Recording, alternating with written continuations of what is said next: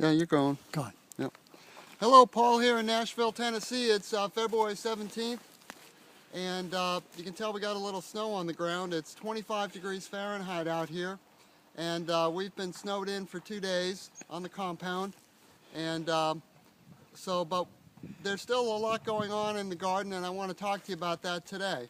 Um, basically, in Nashville, Tennessee, we are far enough north where we get a lot of nut-bearing trees.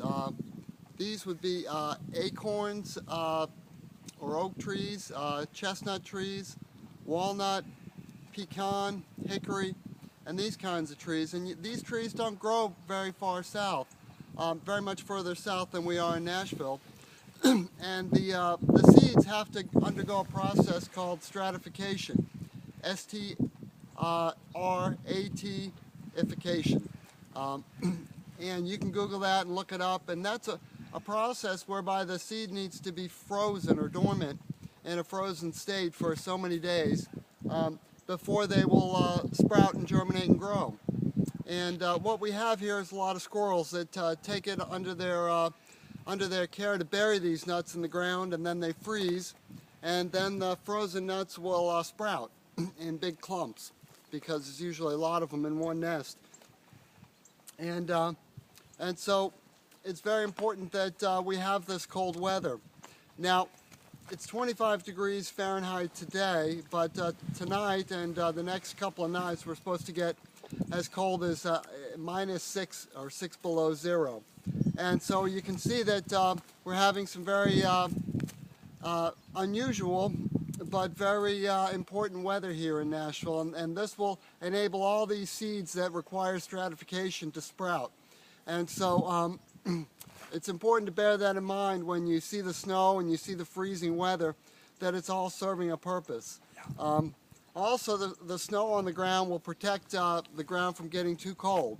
When we have -8 or -6 above ground, you'll have a blanket that will retain the heat, the geothermal heat, that because below me it's about 52 degrees. When you get about 10 feet below me, it's 52 degrees Fahrenheit, which is quite warm. But it's been wonderful having these snow days in Nashville. I've still been able to go do my jogging and do my exercise, and it's been very quiet. We've had very few airplanes and very few cars on the road. And yeah, there's one now. I think they've just cleared the runway in the Nashville International Airport. So I think we'll wind it up there, and I hope you're having a great winter. Do you have any questions, Daddy, for the I would like you to just take the machine and just walk around and point to a few things that are interesting, and then close it out. I can't walk, it's too icy. Okay. All right, well, here's our table here, and there's our pile of myco boards. And you can see the mulch coming through here. And that's created in a nice blanket. And let's walk over here and see these mulch piles, these wood chip piles that were brought in. They're steaming. It's very hot in there. It's probably 150 degrees inside that pile.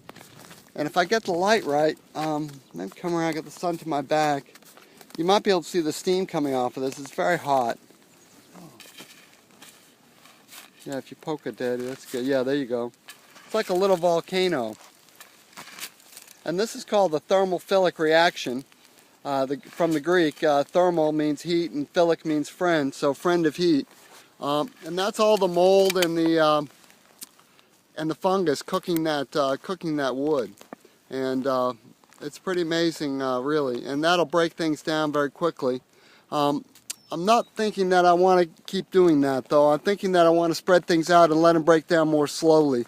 That way I get a better sheet mulch and a better, and I think a better distribution and breakdown of nutrients. But I'm still working on that, trying to figure out what's the best way to do the compost. I'm not in a hurry. I have plenty of good soil here, so I don't need to break it down rapidly. I'm really going for quality here. And over here, you see these little stakes in the ground.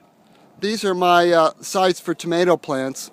I've dug them out and put myco boards, these pieces of wood around, and I'll show you one here. This is a hollow log that I cut a section out. And I'm giving my tomato plants, I don't put cages on them anymore. I'm just letting them crawl across the ground. They need about 100 cubic square feet of space to really spread out. And we get phenomenal tomatoes here. It's just, you can come and just eat and eat and eat. They taste sweet like grapes. And then we've seeded this garden with some kale and some cold weather crops. And this is just a few rows of things here in the wood chips. So they're getting full of water right now, and as that snow melts, these will probably germinate. So, and then these are just some trellises I was using. I'll probably use them for the grapevines. And then over here we have some wood that's a mini hugelkultur, and we'll put peppers in here again.